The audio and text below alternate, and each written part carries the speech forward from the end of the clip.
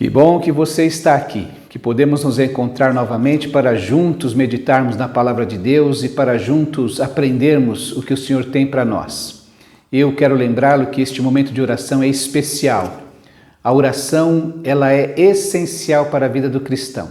Se você não orar, você não terá vida. Por isso nós temos nos encontrado segundas, terças, quintas e sextas às 20 horas pelo Meet, para termos um momento de oração, para afirmarmos ou reafirmarmos que a igreja não está fechada, mas ela está nas casas orando. Às quartas-feiras, também às 20 horas, nós nos encontramos aqui no YouTube para este tempo de meditação na Palavra de Deus. Eu quero lembrar a você, especialmente sobre a Escola da Caminhada. Todos os domingos, das 9h30 às 11 horas, nós nos encontramos desde as crianças até os idosos e temos meditado aqui sobre o discipulado como um estilo de vida, como um projeto de vida. Eu quero convocar você a participar disso. Nós temos todas as aulas postadas no nosso canal do YouTube, mas eu quero convidar você a estar com seus irmãos e a fazer deste discipulado um projeto de vida comunitária também. Você participar junto com os irmãos. Quero lembrar que dia 24 de novembro, às 20 horas, uma quarta-feira, nós estaremos meditando aqui sobre o tema Homens Inteligentes, Têm Coração Forte. Para isso estará conosco o pastor Onesino Nascimento, um especialista na área de espiritualidade, escreveu livros, ele falará aos homens. Eu quero incentivar então todo homem, se você é adolescente para cima, para você participar. As irmãs que nos ouvem aqui, incentivar seu marido, seu filho, seu genro, seu pai a participarem também. Marque a faxina para quarta-feira, dia 24, às 20 horas, para ele ter um motivo para fugir de casa e participar aqui conosco. Quero lembrar também que no dia 5 de dezembro nós celebraremos a Ceia do Senhor e batismos. No dia 12 de dezembro nós teremos o nosso Day Camping. Felizmente, as inscrições já estão esgotadas. Não há mais vagas para participação nesse tempo. Mas é o mesmo princípio. A igreja não estará fechada naquele domingo. A igreja se reunirá naquele sítio onde participaremos. E no dia 19 de dezembro, teremos a nossa celebração de Natal, terceiro domingo do mês. Para isso, nosso coral está se reunindo e ensaiando todas as terças-feiras, às 20 horas. É um momento especial que nós queremos celebrar na vida da nossa igreja. Dezembro e janeiro, teremos apenas os cultos às 18 horas no domingo. Quero convidar você a participar. Vamos orar nesse momento? Deus querido, nós te agradecemos mais uma vez esse tempo que podemos nos encontrar. Fala ao nosso coração, ó Deus, acalma a nossa mente e o nosso coração, que o teu Santo Espírito tenha liberdade de falar a cada um de nós. Nós te pedimos, ó Deus, pela tua igreja, por tantas necessidades, por tantos desafios, nós precisamos de ti, sem ti nada podemos fazer. Então, ó Deus, te pedimos que o teu Santo Espírito mova o nosso coração, que o Senhor mova a sua igreja para agir e fazer tudo, ó Deus, conforme a tua vontade. Ó Deus querido, quebranta o nosso coração. Nós queremos ser pessoas, servos teus, discípulos teus, ó Deus, com este coração maleável, para sermos, ó Deus, a igreja que o Senhor sonha, a igreja que o Senhor deseja, o povo que proclama as maravilhas do teu amor a todo o mundo. Ó Deus, ouve a nossa oração. Visita cada um de nós, que nós pedimos no nome precioso e poderoso do Senhor Jesus Cristo. Amém, ó Deus. Deus te abençoe. Antes da meditação, vamos assistir mais uma vez aquele vídeo missionário que serve de inspiração para a nossa vida. Alguns têm largado tudo para serem missionários longe da família, longe de onde nasceram. Nós, você e eu, estamos sendo chamados a ser missionários, aonde estamos. Que Deus abençoe esse vídeo na sua vida e logo em seguida vamos à meditação.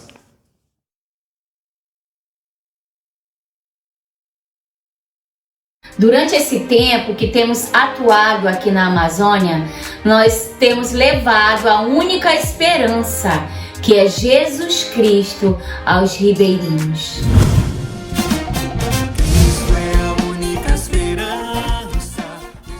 Eu não posso falar do trabalho sem falar do pastor Sandro, porque ele sempre falava que o ministério pastoral é servir, é amar as pessoas, é demonstrar o amor. E era o que ele mais gostava. Ele se sentia realizado em pegar a mochila, colocar nas costas e nós saímos para as comunidades, para as plantações, para as revitalizações de igreja, com os ribeirinhos, aonde os nossos missionários radicais estão. E lá nós éramos convidados para pescar, para ir para casa de farinha, para comer a comida mais simples, o peixe assado com farinha. E nós íamos, mas com intencionalidade. Tantas vezes ele presenteou uma criança, um jovem, com uma linha de pescar e um anzol, com a intencionalidade de se aproximar, de ter um relacionamento discipulador com essas famílias e com essas pessoas. E ali nós realizamos muitos sonhos, né? Realizamos e vimos isso como um presente de Deus. Como é gratificante acordar e fazer a obra missionária, acordar e servir alguém e falar da mensagem de esperança para alguém. Igreja, irmãos, o chamado é para todos nós. Será que nós temos uma história para contar, para lembrar, de edificação de vidas quando fomos chamados para o Senhor? Eu quero incentivá-los a continuar. Não sei qual é a tua dificuldade, a tua dor, o teu problema, mas continue, confie no Senhor, leve esperança. Cristo é a nossa esperança. A palavra do Senhor diz em Atos 4:12: não há salvação em nenhum outro, pois debaixo do céu não há nenhum outro nome dado aos homens pela qual devamos ser salvos. Querido, eu tenho esperança de salvação, mas muitos ainda não têm. E isso faz com que eu continue servindo, fazendo a obra e com alegria e com muito amor. Porque se nós amarmos o Senhor, nós vamos amar os perdidos, nós vamos amar, continuar fazendo a vontade de Deus, em nome de Jesus. Amém.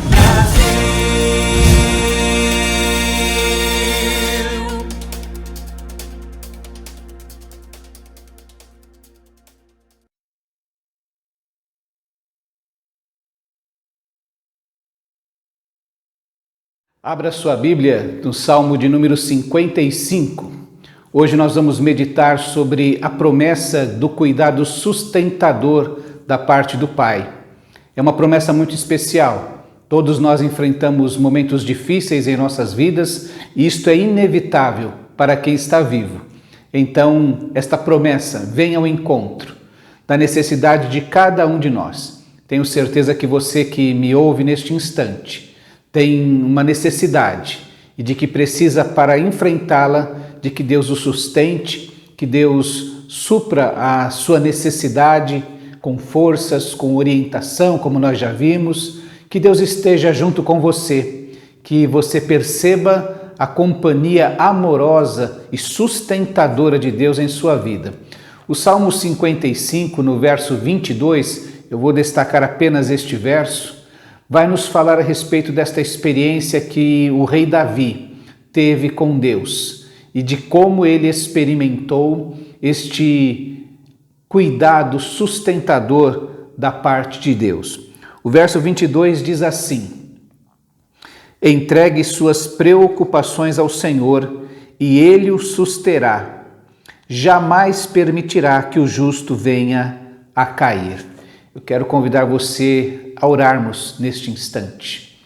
Deus querido, nós te agradecemos o privilégio de nos reunirmos na Tua presença para ouvirmos a Tua voz, para sentirmos o Teu Santo Espírito nos conduzindo. Nós te pedimos, ó Deus, somos todos necessitados de que o Senhor nos sustente e nos impeça, ó Deus, de cair. Nesta hora pedimos a ministração do Teu Espírito, o Teu cuidado sustentador sobre as nossas vidas, a Tua transbordante graça sobre nós, o Teu poder vindo nos socorrer. É a nossa oração, no nome precioso e poderoso do Senhor Jesus Cristo. Amém. Ser cristão é uma questão, é uma experiência um tanto paradoxal, porque ao mesmo tempo em que, como cristãos, nós vivemos uma vida absolutamente normal, que não difere em nada de qualquer outro ser humano, ao mesmo tempo em que somos chamados a viver dessa maneira absolutamente normal, nós também somos convocados a experimentar algo de extraordinário a qualquer instante em nossa vida. Então, quando você se levanta, você sabe que tem um dia para enfrentar como qualquer outro ser humano. Ao mesmo tempo, você tem uma esperança, uma expectativa de que algo de extraordinário possa acontecer na sua vida, possa fazer com que você saia da rotina cotidiana para experimentar no cotidiano algo de extraordinário, tanto para o bem quanto para o mal. Quando nós pensamos que o meu cotidiano pode ser afetado para o mal, surgem as más notícias, surgem os problemas, surgem as tribulações e eles nos tiram de uma rotina de tranquilidade e, como eu disse, nos levam para o mal. É o tempo mau, é o momento mau, é o dia mau, como diz o apóstolo Paulo.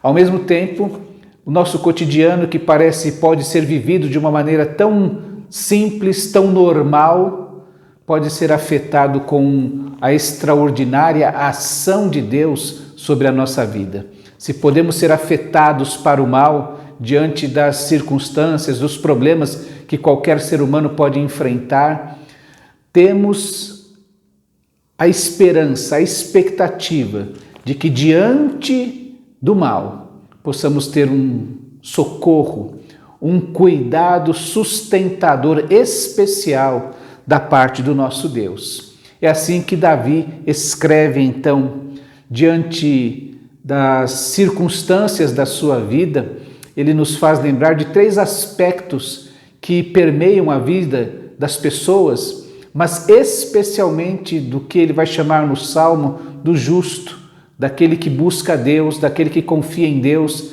daquele que coloca a sua esperança em Deus no cotidiano da sua vida. Quando surgem extraordinariamente o mal ou o bem, ele tem uma esperança de que haja o cuidado sustentador da parte de Deus. A primeira lição que nós aprendemos aqui da parte de Davi é exatamente o que ele diz: entregue as suas preocupações ao Senhor. Tenho insistido recentemente a respeito da honestidade ao pregarmos o Evangelho, da honestidade ao falarmos a respeito do Senhor. Como eu disse no início, nós somos chamados a viver uma vida absolutamente normal. Sim, as preocupações fazem parte da vida de qualquer cristão. Não é à toa que o próprio Jesus disse: olha, vocês no mundo terão aflições, vocês precisam ter bom ânimo porque eu venci o mundo. Não é à toa então que quando lemos as histórias das personagens bíblicas, encontramos pessoas vivendo vidas normais e vidas que na história vivem a possibilidade tanto do bem quanto do mal. Quando Davi fala, olha, você tem preocupações e você as terá, você deve entregá-las ao Senhor. Fatos extraordinários que nos alcançam e, como diz o salmista, isso nos cansa, isso nos oprime, isso nos aflige o coração, isso nos deixa sem forças e, em alguns momentos, esgotados. Nós vivemos essa experiência destes 2 anos praticamente de muita expectativa, de muita ansiedade, momentos em que nosso coração vai se angustiando e vai adoecendo, tanta depressão, tanta ansiedade, tantas patologias emocionais que estão sendo agora catalogadas ou estão sendo agora tratadas. Tantas patologias que estão sendo agora tratadas no campo emocional do ser humano que viveu este momento tão difícil. Davi provavelmente escreve este salmo em meio a uma crise pessoal profunda, uma crise familiar, uma crise com seu filho Absalão. Davi descobre a sua traição, o desejo de Absalão de tomar o trono de Davi, e Absalão, na sua loucura, estava disposto inclusive a matar o seu próprio pai. Davi então está numa crise pessoal, porque ele se descobre provavelmente um mau pai para Absalão. Davi se descobre provavelmente um mau rei, porque o reino quase se divide. Davi se descobre então um mau servo de Deus, porque permite essa tragédia dentro da sua casa. Quanta preocupação, não apenas consigo, mas com seu filho. Essa história acaba muito mal para Absalão, ele morre. E quando Davi vê seu filho morto, ele lamenta: Absalão, Absalão, Absalão, meu filho. Lamentando a morte de seu filho. Quantas preocupações, não apenas consigo, com o seu reino, com a sua família, com o seu filho amado.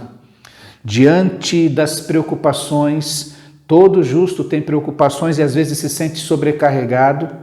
Diante das preocupações, Davi diz: entregue as suas preocupações ao Senhor. O justo tem preocupações. Se você está vivendo momentos que se sente sobrecarregado, em tribulação, saiba que isto é normal. É uma má notícia e por isso que eu disse que eu quero ser honesto com você, eu não quero enganá-lo, não quero fingir ou pintar um céu cor-de-rosa, um mundo cor-de-rosa para você, um céu de brigadeiro. As tribulações deste mundo vêm, por isso que Davi fala: as preocupações alcançam o justo. O justo se sente sobrecarregado, mas ele tem uma promessa de cuidado sustentador da parte de Deus. E é interessante então que Davi vai falar a respeito deste cuidado de Deus, que inclusive parece contraditório diante de tantas tribulações, de tantos percalços. O próprio Davi é aquele que teve momentos muito difíceis em sua vida. Como eu disse recentemente, parece que ele na sua vida tirou aquela casinha que diz assim: volte para o início. Você fez tudo errado, então agora zerou, você tem que voltar, porque parece que você não havia aprendido. Mas é interessante que a promessa de Deus é que o Senhor não permitirá que o justo venha a cair. Não que o justo não tenha percalços, problemas nas suas vidas. Nós, quando lemos as histórias das personagens bíblicas, em todas elas encontramos pessoas que falharam. Em todas elas encontramos pessoas que eram pecadoras. Isso só mostra o quanto Deus ama aquele que o busca. O único ser humano que não pecou foi Jesus Cristo. E por isso o seu sacrifício, o seu auto-oferecimento na cruz, valeu diante de Deus como um sacrifício perfeito. Todos os outros pecaram, como afirma Romanos, não há um justo, nenhum sequer. Davi então diz que falando que o Senhor não permitirá uma queda final do justo. Ainda que o justo venha ter percalços, derrapar, ficar por um período abatido, isso não o fará permanecer assim. É por isso que nos versos 2, 4 e 5 deste Salmo 22, você pode abrir aí, diz assim: ouve-me e responde, os meus pensamentos me perturbam. Eu estou atordoado, o meu coração está acelerado, os pavores de morte me assaltam, temor e tremor me dominam, o medo tomou conta de mim. Que situação complicada! E como Davi usa tantas palavras, tantos adjetivos para representar o sentimento que domina o seu coração, o sentimento que domina a sua história naquele instante. um sentimento de pavor de morte que vem sobre mim. Quando o apóstolo Paulo escreve sua segunda carta aos crentes de Corinto, ele também dá um testemunho a respeito das suas lutas e ele diz assim: de todos os lados somos pressionados, mas não desanimados. Ficamos perplexos, mas não desesperados. Somos perseguidos, mas não abandonados. Abatidos, mas não destruídos. Mais uma vez, o salmista nos afirma que nós vamos viver muitas situações que podem ser descritas com estas palavras tão dramáticas que Davi registrou. Ou esta experiência que o apóstolo Paulo compartilha de se sentir inclusive perplexo diante daquilo que está acontecendo, mas ele diz que ele não vai ficar desesperado.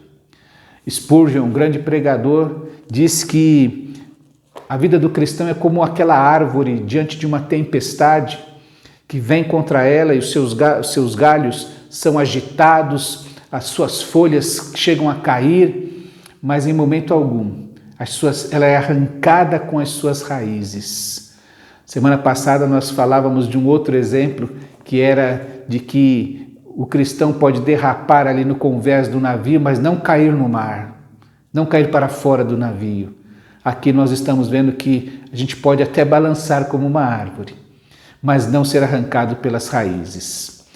Nós aqui em São Paulo, cada vez que chega o verão e vem os temporais de verão, encontramos aquelas árvores que são arrancadas e caem sobre os carros e casas. Nós estamos acostumados com esta ideia ou com esta imagem, mas Spurgeon estava falando exatamente daquela árvore que diante das tempestades permanece firme, porque o Senhor não permitirá que o justo venha a cair. Que promessa preciosa! Quando você está desesperado, achando que não tem mais solução, vem essa palavra do Senhor para você: eu não vou permitir que você caia. Você precisa levar a Deus as suas preocupações.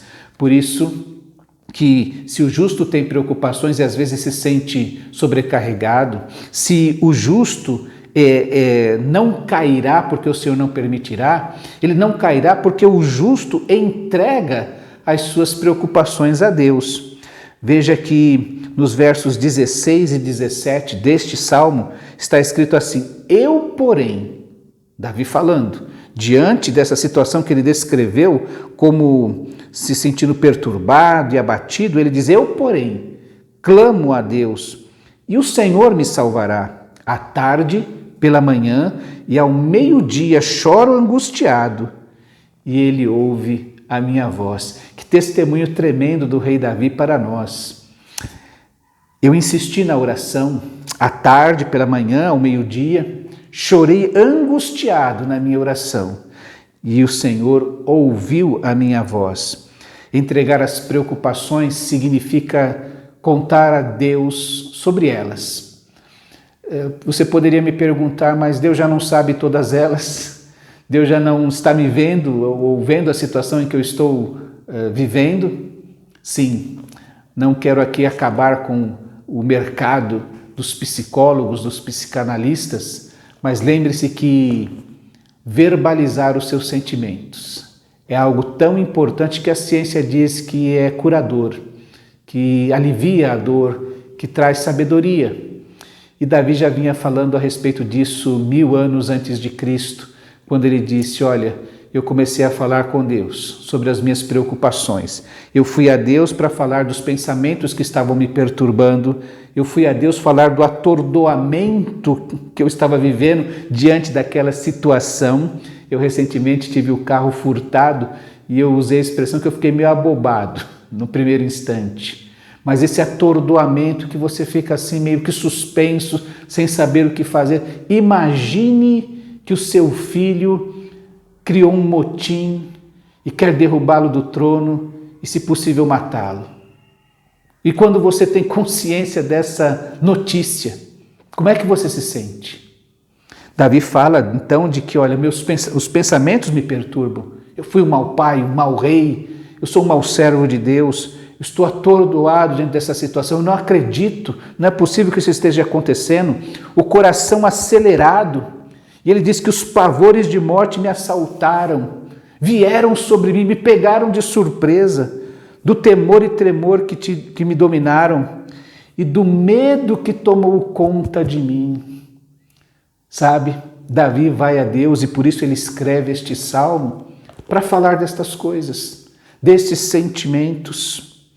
Você vai lembrar de um outro exemplo muito importante para nós, do apóstolo Paulo, aquele que diz que orou 3 vezes a Deus a respeito de um espinho na carne. Eu quero reafirmar aqui a minha crença de que não foram 3 orações que Paulo fez, foram 3 períodos distintos ao longo da sua caminhada cristã. Vamos pensar que Paulo já tinha por volta de 20 anos de conversão nesse período, quando ele escreve sua carta aos Coríntios, mais ou menos isso. Então ele já teve tempo suficiente para falar com Deus a respeito de um assunto. Eu tenho um problema, Senhor, um espinho na carne.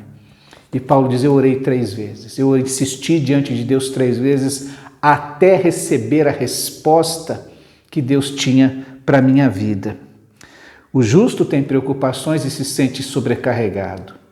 Mas o justo tem uma promessa de que não cairá. Por isso o justo entrega as suas preocupações a Deus. Ele fala com Deus a respeito delas. É interessante que às vezes nós fazemos orações que parecem um jornal, um telejornal, explicando o que está acontecendo para Deus. Mas como isso é importante, como isso é tão simples e tão precioso e tão poderoso. Veja que o nosso maior exemplo nessa oração de que fala com Deus sobre as suas angústias, sobre as suas necessidades, é o próprio Senhor Jesus Cristo. Lá em Lucas 5,16 está registrado que orar era um hábito na vida de Jesus. Era algo a que ele recorria constantemente. Lucas diz assim que Jesus retirava-se para lugares solitários e orava. Jesus estava preparando-se para o seu ministério. E enquanto a multidão vinha atrás de Jesus, Lucas registra que as notícias a respeito dele se espalhavam ainda mais, de forma que multidões vinham para ouvi-lo e para serem curadas de suas doenças. Enquanto havia uma multidão cheia de necessidades, cheia de anseios em torno de Jesus, Lucas registra que ele retirava-se para lugares solitários e orava. Isto era um hábito na vida de Jesus. Depois diz que Jesus, nos momentos de grande preocupação, de grande necessidade, Jesus foi orar. É assim que lá no capítulo 6, no verso 12, registra, num daqueles dias, Jesus saiu para o monte a fim de orar e passou a noite orando a Deus, falando com Deus, conversando com Deus, contando a Deus sobre as suas necessidades, sobre as suas preocupações. Aliás, Lucas registra este versículo exatamente na noite que antecedeu a escolha dos seus apóstolos. E por fim, Jesus impeliu os seus discípulos, instruiu, incentivou, convocou-os a orar, sempre e nunca desanimar. Lá em Lucas 18:1 diz que então Jesus contou aos seus discípulos uma parábola para mostrar-lhes que eles deviam orar sempre e nunca desanimar. Sabe por que você deve orar sempre e nunca desanimar? Porque o Senhor jamais permitirá que o justo venha a cair. Por isso, conte a Deus as suas preocupações. Vamos fazer isso agora? Vamos orar a Deus? Fecha os teus olhos. Deus querido, mais uma vez nós te agradecemos o privilégio de podermos entrar na tua presença por causa do sangue precioso de Jesus Cristo. Nós te pedimos nesta hora, Deus, que o Senhor entre com providência e com seu cuidado sustentador. Não permita, ó Deus, que nós venhamos a cair, que nós venhamos a ficar prostrados onde estamos, mas manifesta sobre a nossa vida o teu cuidado. É a nossa oração no nome precioso e poderoso do Senhor Jesus Cristo. Amém, ó Deus. Deus te abençoe. Deus manifeste o seu cuidado sustentador na sua vida, para que nós possamos nos encontrar na próxima quarta-feira para um tempo de meditação na palavra de Deus, mas também para um tempo de gratidão sobre esta ação poderosa de Deus na nossa vida. Deus te abençoe e até a próxima quarta-feira.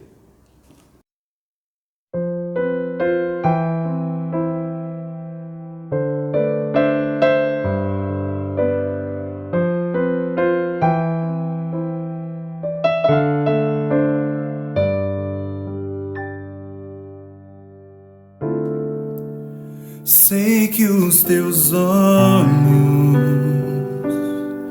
sempre atentos, permanecem em mim.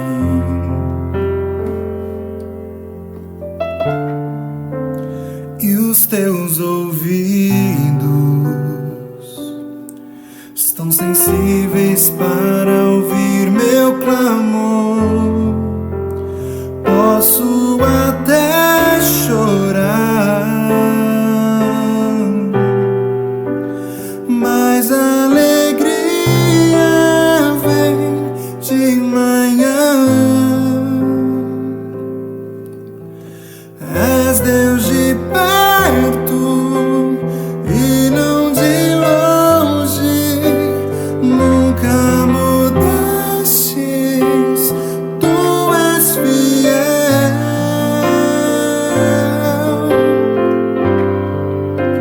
Deus de aliança,